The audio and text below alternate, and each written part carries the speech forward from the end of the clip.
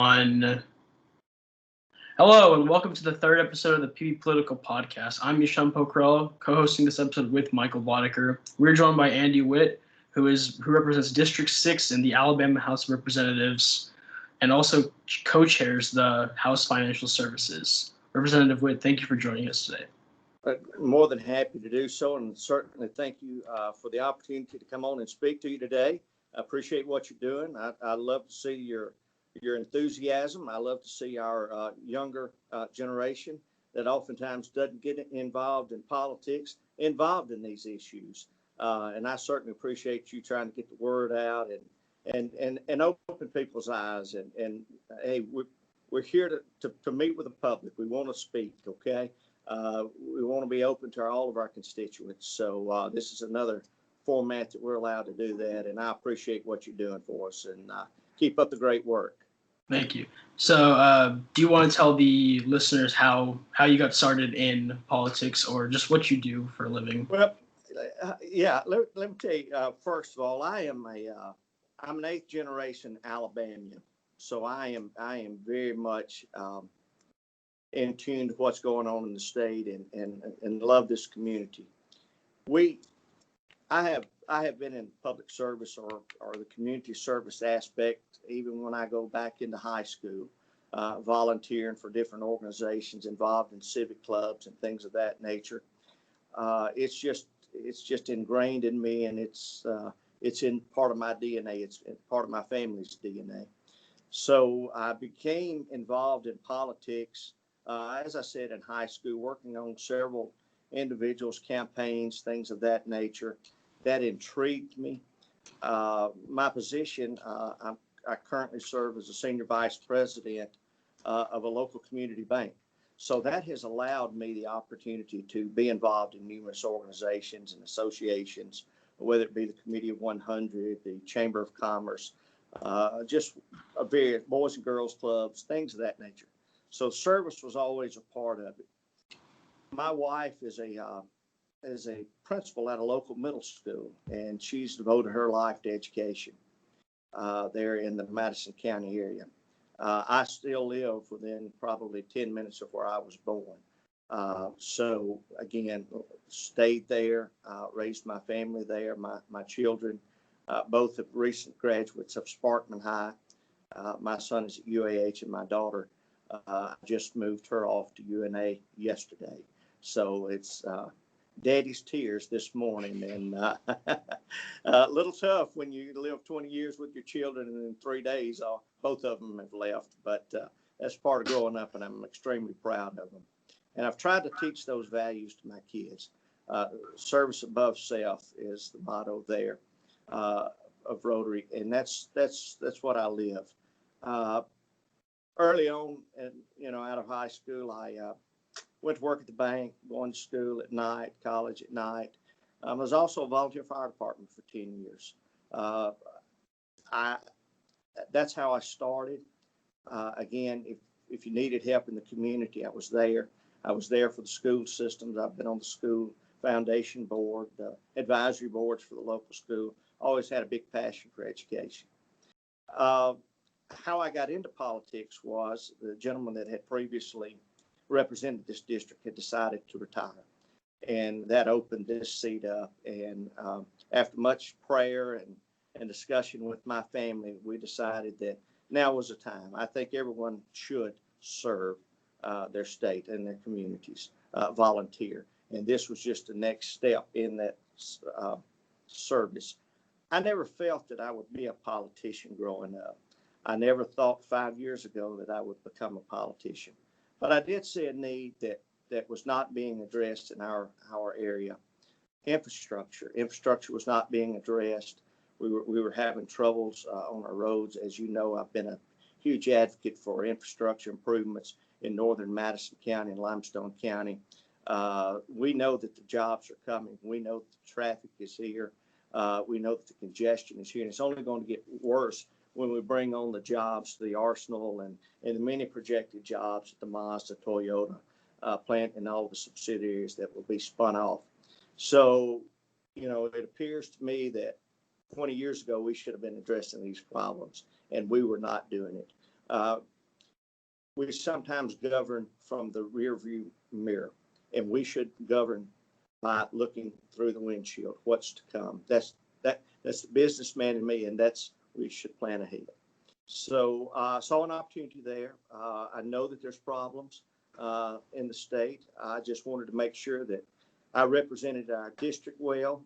I know the district extremely well. I know the schools well.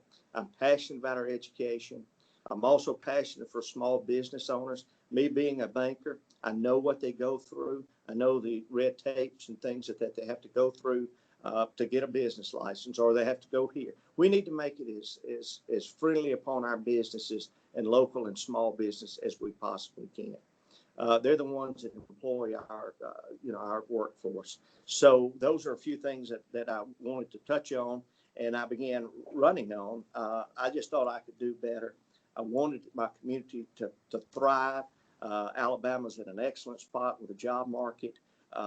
We're a very business-friendly state already. We continue to do that, and that's where I come from. So, philanthropic heart as well, and I just think everyone should serve, and that's where I'm at today. So, I've enjoyed my first 2 years. I hope I've made a difference. I've had a lot of fun doing it. I've met some great people across the state of Alabama. When you go down, and politicians gets a bad rap, and I understand that, and but they paint oftentimes with a very broad brush of the local politicians. I serve with some of the best men and women across the state of Alabama in the Alabama legislature, in the Senate, and in the House. I've made some great friends, and we've got each other's back. And if someone in South Alabama needs help, or if Representative Anthony Daniels calls, has got a project that we're working on, we're going to roll up our sleeves and get to work, because we want what's best for Alabama. But also, in particular, we want to make sure that we watch out and take care of Madison County. And we've got an extremely strong legislative delegation from Madison County and all of the North Alabama district. Yeah, that's why we were so keen to get you as a guest. We know local politics have been painted over with that really broad brush, as you said.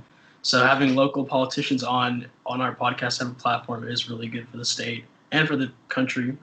So thank you for doing this. Thank you for being representative. Glad to do it. We know you're somewhat limited on time, so let's just begin. You were endorsed by the National Rifle Association in 2018 in your run-up, that's fine. They're a legit company, but they've recently had struggles. New York's Attorney General Letitia James filed a lawsuit claiming that the top executives of the NRA have been diverting millions of dollars for their own benefits, personal trips, things like expenditures like that. You're endorsed by them. Do you have any thoughts about what they can do to restructure and save themselves to set up for the future? Well, let me explain to you, or let me tell you just my feelings real quick on Attorney General James coming out against the NRA. She campaigned on that, okay? That was her campaign, was to dismantle the NRA, okay?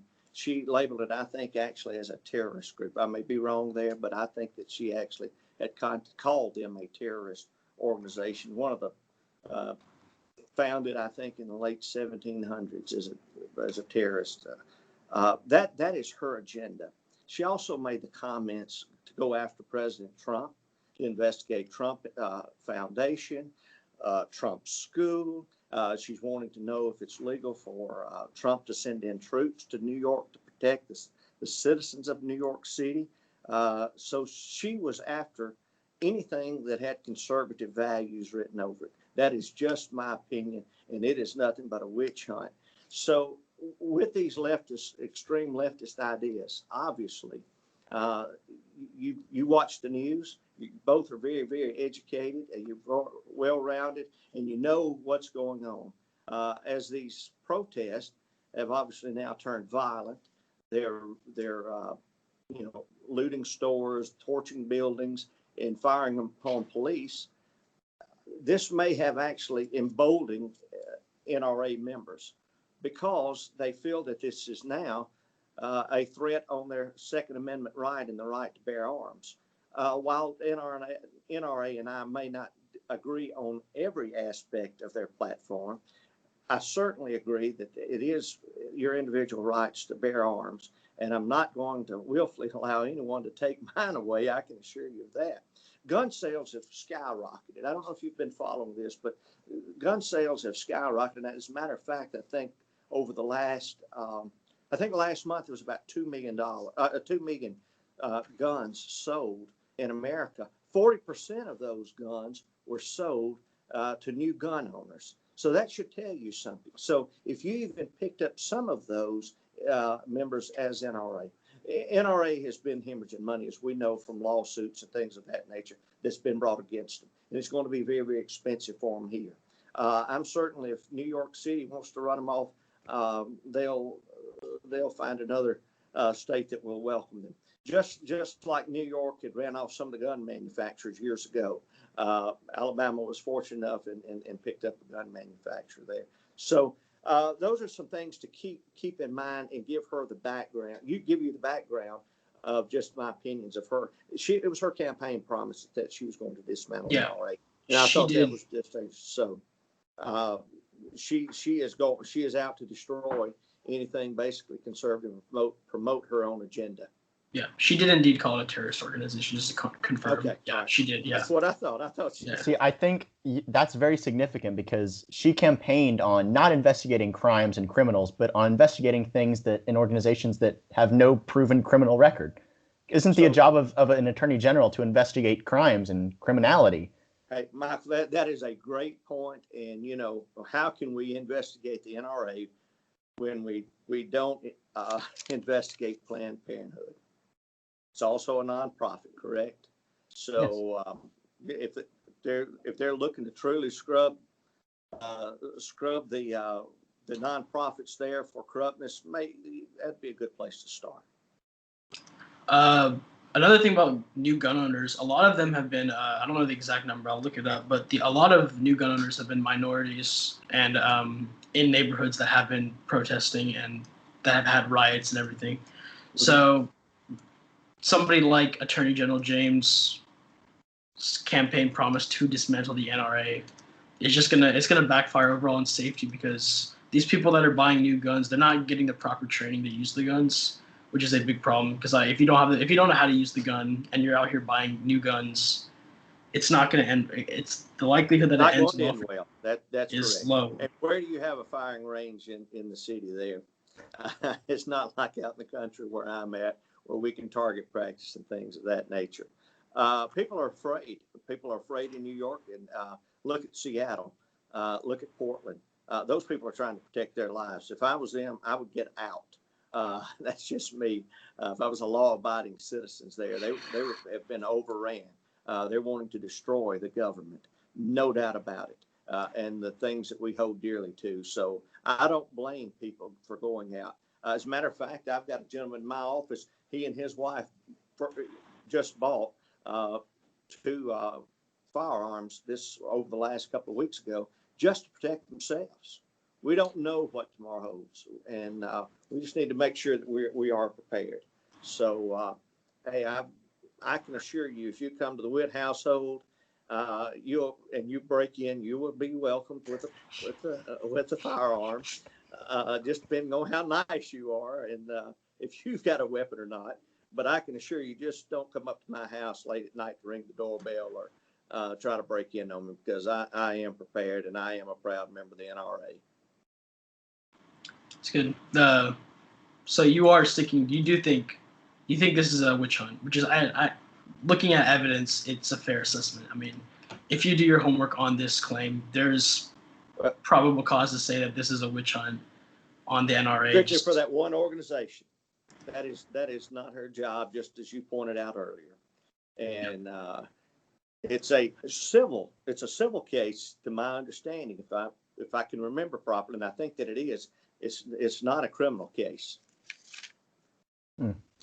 So this issue of campaigning on things like Medicare for all and Second Amendment dissolution, it leads into the 2020 election. So what are your thoughts on what's going to happen in 2020, especially considering Joe Biden just selected possibly the worst candidate he could have selected for vice president.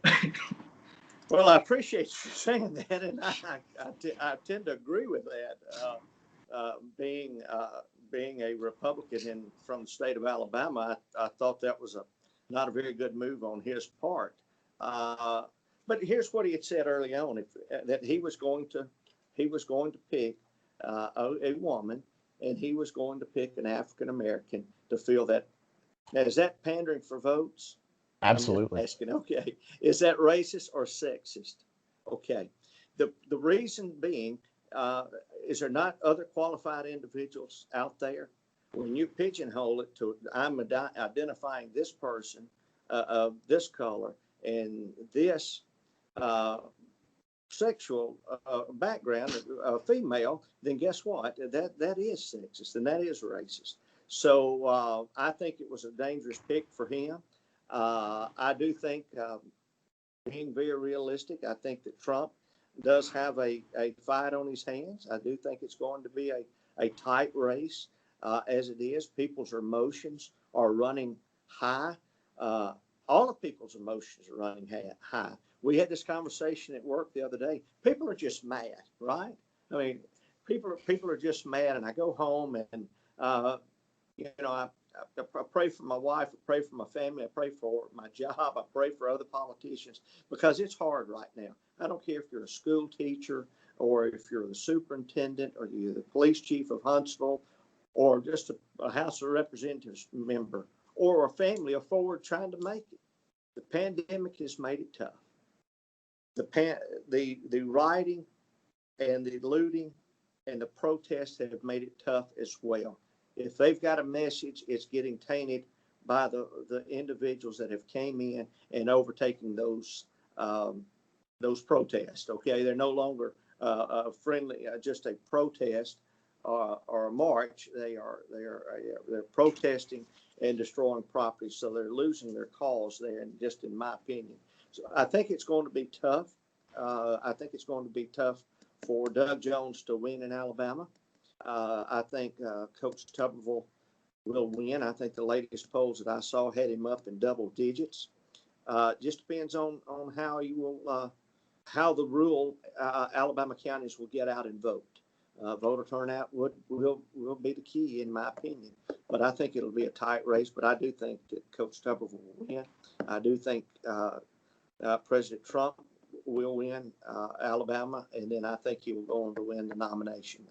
The presidency as well. There's a silent minority out here that's not as vocal, but they do vote. And we just need to make sure that we get everyone out to the polls. Yeah. Do you see Senator Harris as like a really safe pick for Biden?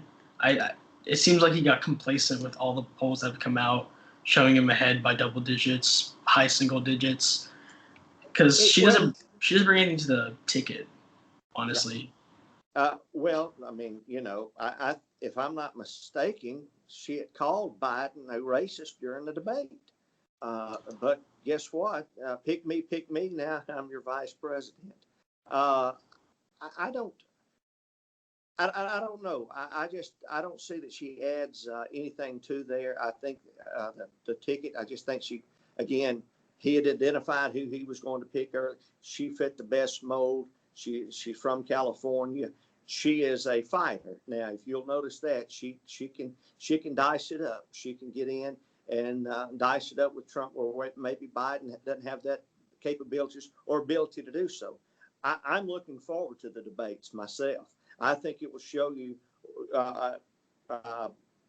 Vice President Biden and President Trump there on stage, and that will be a lot of fun to watch. Yeah, I think you both make really good points on that. Adding on to what Eshan said, Kamala Harris doesn't add anything to the ticket. She's from California. California will vote for Joe Biden by 45 bajillion points. Yeah, I think he's up by 36 in there right now. If he selected, say, Stacey Abrams could have helped in Georgia, bring up the black turnout in Georgia. Val Demings from Florida could help Biden in Florida. But Kamala Harris is not helping Joe Biden at all. And plus, she is deeply unpopular. People do not like Kamala Harris left, right, or center. She's cynical. Her party doesn't like her. I mean, we've all heard those comments regarding her party there. We do know some hiccups in her past as well that's come out or will be coming out soon. But you're spot on, Michael. Could have picked up some help in Georgia, and you mentioned Florida as well. Did not do that. Maybe he's just written those states off. I'm not certain that it wasn't just a big problem. But he already had California won, so he went out there and picked her. And maybe he had to get someone with a mouthpiece and had the ability to fight and argue with Trump. I can't answer that. That would be my only thoughts. Do you think that if Biden wins, do you think that Harris will become the president within his first term? It's a popular belief. Do you think it'll be true? It is a popular belief. It would have to be something tragic on Joe Biden's part for him to step away. There's been a lot of questions about his mental capability. I don't know what it is. I have no idea. I'm just going off the reports, just depending on who you listen to. But I don't see him stepping aside unless there's a medical emergency or whatever. But they may be positioning her for that, or a one-term Biden presidency and then her coming in. So here's an interesting thought. What if they use the 25th Amendment? What if they invoke that on Joe Biden? I mean, it's been tried on President Trump. I mean, yeah. If they turn against Joe Biden, his They'll cabinet, need a cabinet vote, that right? would be fascinating. They eat their own. That's all I can say about and that. Kamala Harris is power hungry. I mean, I wouldn't rule it out. I wouldn't be surprised, especially if he makes his cabinet strongly based off who he ran against in the primaries. I would not be surprised if he adds contenders from the presidency. It would be an interesting thought. I'd like to see that, honestly. I don't know if I can say that, but I'd like to see that. It would be interesting. I'll say that it would be an interesting times that we live in for that. All right, that's national. You're a state politician, so we'll go more state central. Sure. Your voting. I was looking at your voting record. You seem to skew libertarian. You have yes votes on sports betting and repealing marriage license. Those are very libertarian points of view. So but you're a Republican. At least, I am. Yeah. So if there was a Libertarian Party that actually wins seats, would you actually have considered running for them? I would not. And every, let me say, you don't always vote the party lines. Okay. Sometimes, and that aggravates me, I guess, a little bit at the House. Sometimes we're just so staunch to the right or so staunch to the left that we're not willing to come together, make concessions, and sit and talk across the aisle, which I think is extremely important to be successful. Some of my thoughts regarding some education may line closer to the Democrats. Okay. Some of my thoughts, and that's based on my wife being a public educator, 25 years. She knows the ins and outs. Okay. Some of my thoughts, obviously, strongly align with the Republican Party. A couple of votes that it's in the Libertarian camp is really not there. I don't see them becoming a major third party in the state of Alabama. There's probably some in the midst of the Republican Party now. Abortion, they're if you look at the Libertarian platform, the abortion, is okay. They leave it up to the woman. I voted for the abortion bill, the controversial abortion bill. I think every life matters, and it's my job to protect lives. God gives life. God takes life. Okay. A couple other things, is creating criminals without victims. Okay. Let's say victimless crimes, prostitution. That's on their platform. I think the Libertarian platform. The decriminalization of marijuana, things of that nature that I don't disagree with, that I'm staying away from. Do I think our laws are too tough on medical or matter marijuana? I do. I do. I think we've put too many people in prison. I think you'll hear that across the board. See, I'm 45 years old. Okay, I don't mind telling my age. I think I'm a young guy. Not the youngest down there, but I am a young guy. I think that we've locked a lot of folks up in the 90s. I think there's got to be some type of reform, and there's a lot of people probably sitting in prison today whose sentences were a little bit too long, a little bit too harsh. And I think we need to look at those in all of the package of criminal reform and prison reform, that needs to be part of it. Okay. But no, I'm not just completely I'm absolutely opposed to the legalization of marijuana. I am not sold on medical marijuana yet. I can tell you that. I'm still researching the bill. Obviously, you know that there was a lot of discussion regarding that early on this session. It didn't go very far. They set up a marijuana commission, a medical marijuana commission, and I think the vote on that was split. The commission that was set up. So we're far apart on a few things. They're thought that all public services should be funded voluntarily.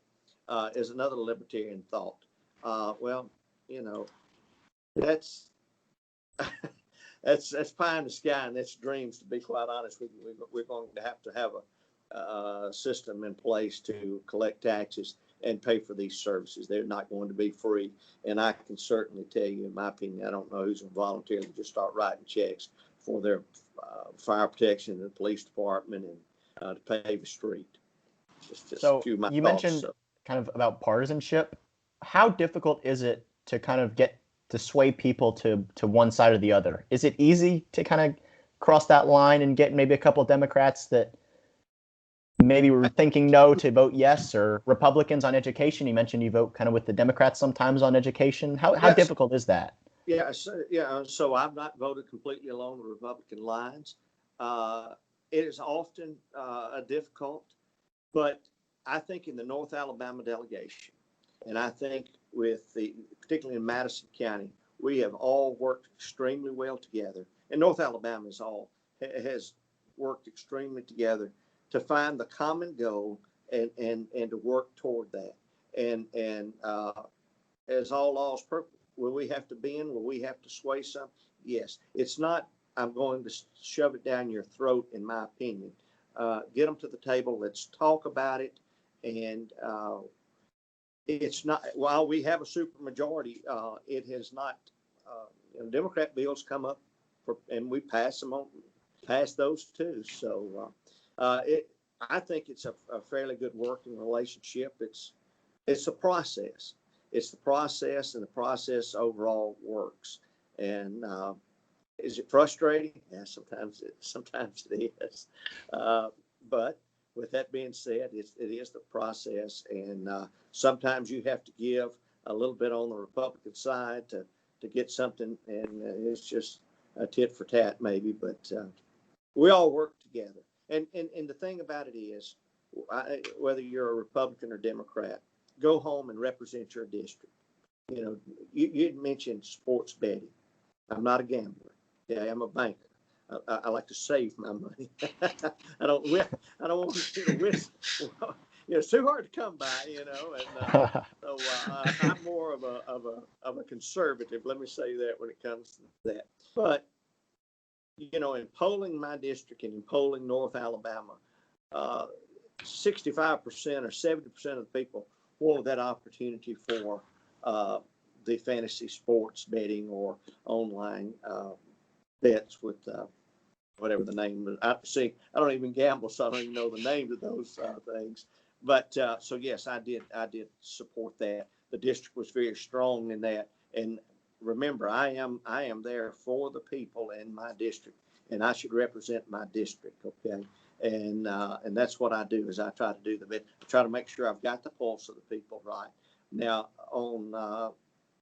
we're not always going to line up in beliefs, but I went down there as a conservative Republican, and I went down there to do the right thing that I could do for my community. and I hope they all feel that they've got a voice in Montgomery. Yeah, and I respect those kinds of votes. Those votes, I feel like a lot of people don't vote for their community. Like those polling your district and seeing that sports betting is wanted. That's something that I feel like a lot of people don't do. And I agree with what that. do you think? Do you think that like local elections should have parties? Like I don't know, it's kind of a far out thought, but like George Washington when he founded his farewell address, he's like we shouldn't split into these factions. Do you think that not doing so would make like our discourse healthier if we just had? I don't think so. I think that the two-party system that we have works. I think it holds each party accountable, each side accountable, and I personally do. I'm a fan of the two-party system. I do think it works. On the local level, do you really need to know how your city councilman feels about the gas tax when he doesn't have anything to really do with the vote of the gas tax? Or do you really care that the local the coroner is a party affiliated, but your municipal elections are not? They're there just to do the very best they can.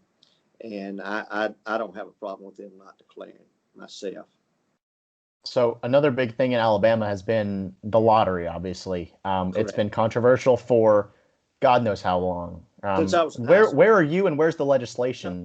Okay. Where's the legislative branch at on the lottery? Okay, so they had put together a commission to study the lottery, the gaming, the casinos, along with the Porch Creek Indians, along with table games, and rolling in the casinos that are already out there in the Birmingham area or the Greene County bingo and all of those. And everyone was to get at the table. And the governor created this gambling commission. Let me tell you where I'm at personally on the gambling. Again, not a gambler. The people of Alabama, in my opinion, should deserve a vote on the lottery. Okay, I am in support of a good, clean lottery where you go to the store and you buy a lottery ticket. Okay, the people of Alabama has wanted that for a while. They have basically begged for that. I represent Ardmore, Alabama, which is split, little town split with Tennessee and Alabama. You can't get through there when the lottery is high. $400 million jackpot, you can't get down Highway 53. You knew I was going to throw in Highway 53 somewhere down through here. I mean, you guys know me. I've been complaining about 53 forever. But anyway, we're having to divert bus traffic off of Highway 53 and going into town because we can't get the cars down there. I would support that lottery or the vote of the people for that. I think that it has to be dedicated where the revenue goes. I'm certainly not interested in creating all these new commissions and state departments. However, the people overwhelmingly, again, 65, 70% within my district would like to support or would like the opportunity to vote on the lottery. I would like to see it tied to education. I'd like to see it tied something to, I don't know whether it be the Hope scholarships or what, but it needs to be tied to something. And I think it needs to be tied to education. We've got to get off the bottom of the nation. We've got to do a better job educating our kids. We've got to make sure that we've got wireless. If this pandemic has done anything, it is proven that we need wireless across the state and capabilities. And these kids need to have these devices to go home. We're currently working on some stuff in northern Madison County, Monrovia, and Madison Crossroads, where we're going up there and with the help of Commissioner Phil Vandiver, Senator Tom Butler, and Speaker McCutcheon, we're actually equipping those buildings with Wi-Fi so the students will have an opportunity to come up. If they don't have Wi-Fi at home, the capabilities at home, to actually come up, go in and do their homework. That's going to be a necessity. The way we educate our children today is changed. Whether we like it or not, it is changing. The way we do business is changing. The way you and I are speaking today has changed. 2 years ago, I would have came over to your office or you would have came here and we would have done an interview. The way I bank today has changed. So all of that is coming to play. But I do think that we need an opportunity to vote on the lottery. I could not tell you about the other gaming industry, the Porch Creek Indians expanding their casino. I am not for them having a pact with the state of Alabama. The governor entering into an exclusive pact with the Porch Creek Indians. If we're going into the gaming industry and we're going to allow casinos, we need to do a RFP to all casinos. How do I know that I'm getting the best deal with the Creeks? I don't know that. But again, it needs to be opened up, in my opinion, and we can go from there.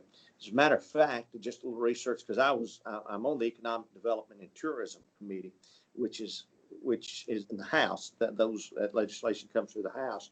But in my research last year, I noticed the Seminole Indians had basically been withholding their tax money from Florida, the state of Florida, or their revenues from casinos, because they had broken that pact and they had allowed bingo gaming in a couple of their rural communities.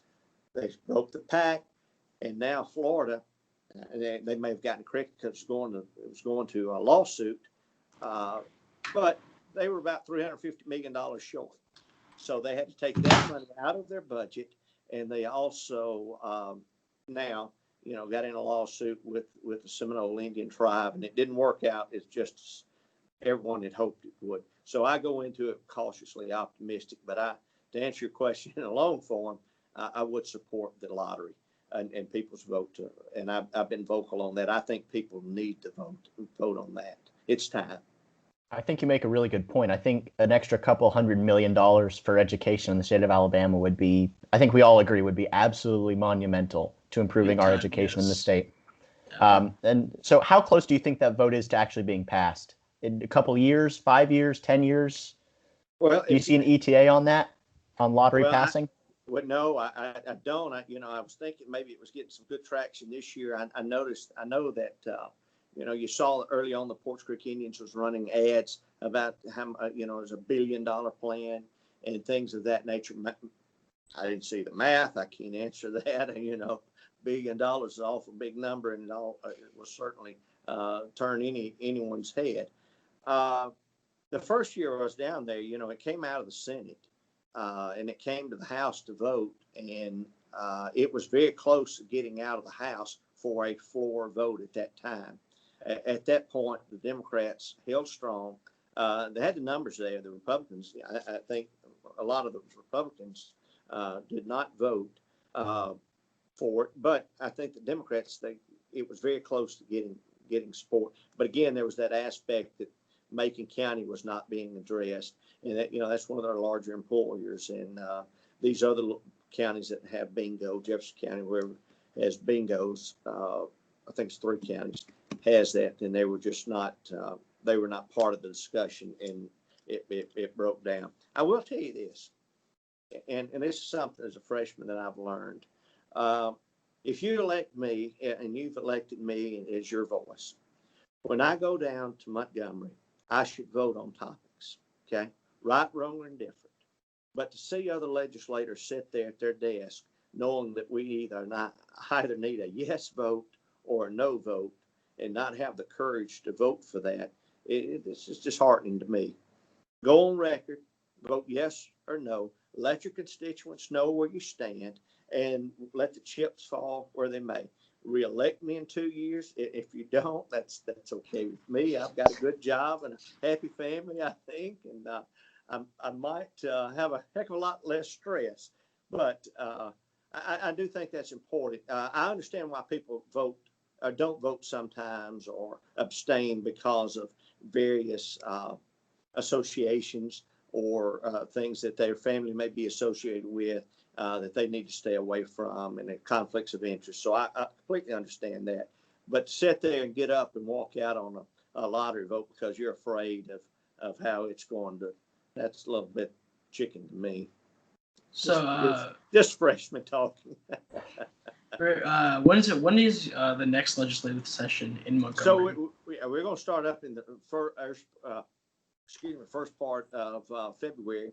And, we thought we might be called back into a special session. It doesn't look like that's going to happen.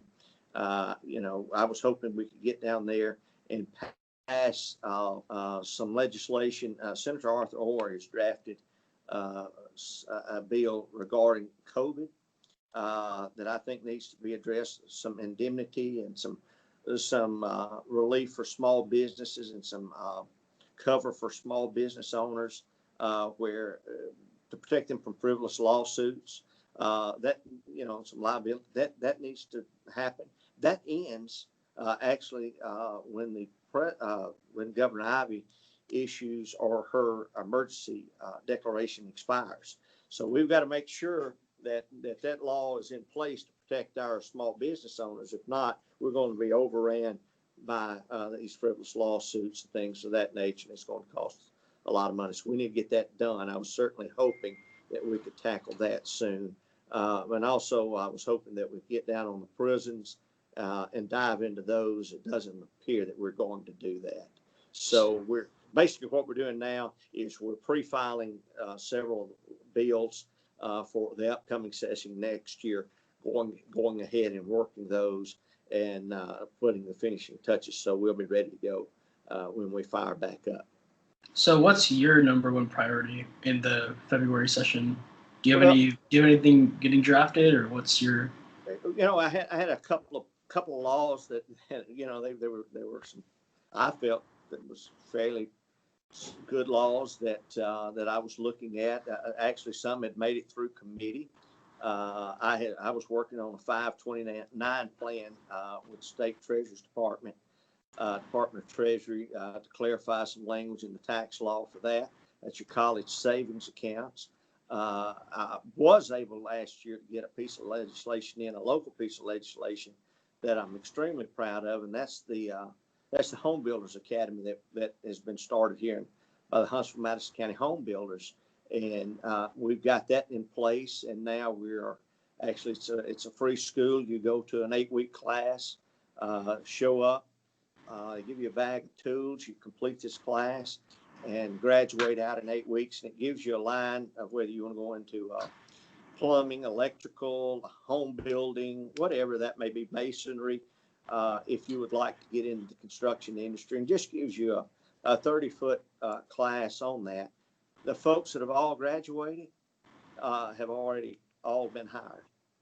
There is a definite need for construction related workers in North Alabama. As you can drive down the street and see the number of constructions that's going on. So we've got to make sure that we can fill those spots. And right now we're not filling those spots. If you pull up a picture of the graduating class, it is very diverse. There's 18-year-old kids, there's 30-year-old adults, there's a male, there's a female. It's all walks of life, and even it's located by a bus stop, and people that takes the bus there, they're looking for hope and they're looking for jobs, and now they've got a trade, and they've got a $13, $15 an hour trade. So we're filling the void there, and I'm very proud of that. A couple other things I'm working on, just some veterans bills that we're working to pass. Certainly, Representative Reynolds has got some bills out there regarding law enforcement that I'm going to support and work for him and help him on that. I've got a Secretary of State bill that I was working on that ease of doing business. I go back to the ease of doing business that now, if you're a candidate in Huntsville, let's just say Mayor Battle, he has to file in 3 counties his documents, his monthly reporting requirements, and even toward the end on a weekly basis. It's Limestone, Madison, Morgan, because the corporate limits go into all 3 of those counties. Whereas on the House of Representatives, I can just make one upload to the Secretary of State. The Probate Judge Association and we've met numerous times regarding that, and that is a bill that I'd like to get passed. It's just the ease of doing business. Plus, it allows you as an individual to easily search, hey, who's Mayor Battle's biggest donor? What's his expenditures? You can do that on me. You can do it on other state candidates. But we want to make sure that we're transparent and open that up to everyone. So they should have the capability to do that. Why is this municipal candidate getting all the money from X, Y, and Z company? It's going to put the power back in the voters' hands to make those decisions, and the reports will not be hidden at the county courthouses. So we'll be able to find those, and I think that's a good thing that we need to try to work on and get passed. Also was working on elder abuse, financial abuse, that would give me some freedom as banks to contact you as next of kin if I felt that there was actually some elder abuse, theft of money going on, or someone's abusing their elderly, stealing money, things of that nature. And that would give some protection to the bank to allow me to contact the next of kin and say, hey, can you do some research there? And we really need to do that, because I can particularly tell you of 2 instances here that I know personally over the last 12 months that it's cost my customers over $100,000.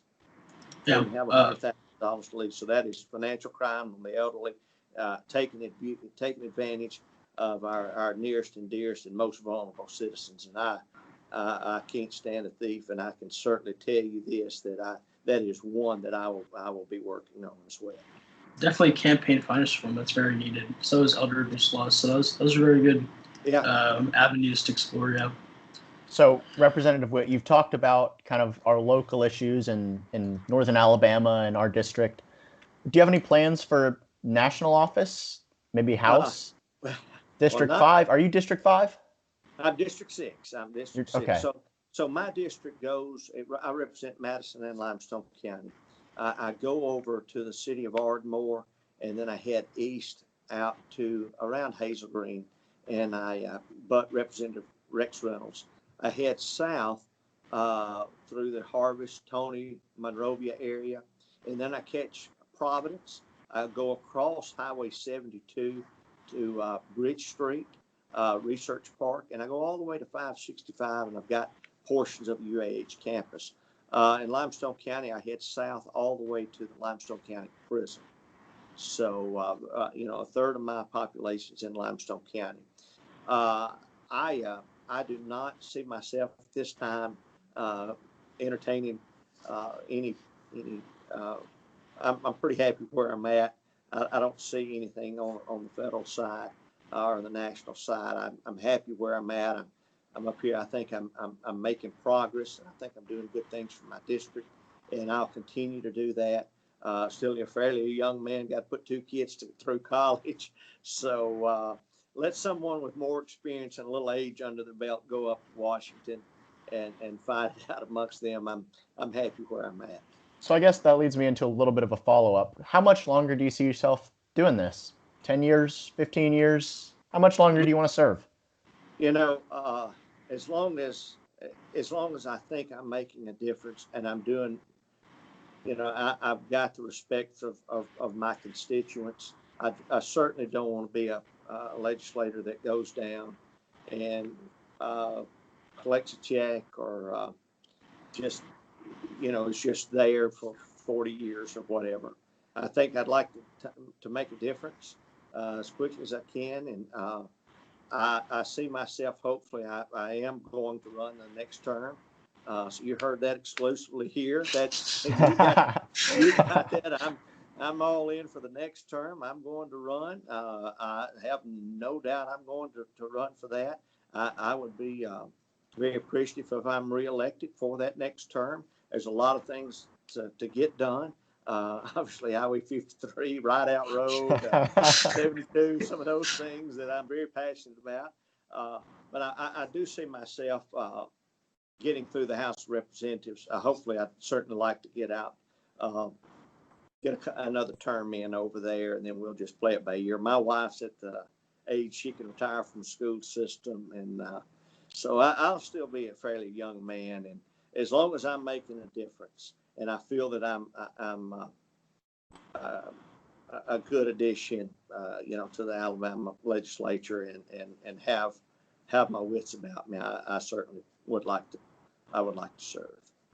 if Congressman Brooks retires and you feel the urge to run for a seat, you have a couple campaign managers here if you need it. So. Well, I certainly appreciate it. I don't see him going anywhere soon, but I certainly do appreciate your kindness, and I'll represent you well if I do go up there. I can assure you that. What you see is what you get with Whit. And I'm a genuine guy. People ask me, you're a politician. I said, no, sir, I'm not a politician. I'm a servant. I consider myself a public servant. And what really has gotten me over the years, they said, oh, we saw you as a politician years ago. Well, I never did, because I don't think you wake up one day and want to become a state senator. I don't think you want to. It's always great to have dreams. Don't get me wrong. I want to be the governor of Alabama. That is a great thing to do, but it comes from the heart with service. And you can tell the ones that's there because they want to be there and they want to do the right thing. It's not a job title for me. It's not just something to put on the mantle board. It's because I want to be there and I want to do the right thing for my folks. And that's the way I operate. So I roll up my sleeves and go to work. So we believe you're doing the right thing for us. Thank you for joining. Well, listen, I certainly appreciate the time today, and I wish you nothing but the very best. And if I can ever help you guys again on anything, always feel free to reach out to me. As we go in session, feel free to contact me on issues. I'll be certainly more than happy to get you a statement out or keep you up to date live from Montgomery. So, but thank you for your time this afternoon. I wish you nothing but the best. And if I can ever help you, give me a call. Okay. Yes, sir. Thank you. Thank you. Representative Whitt, everybody. Bye.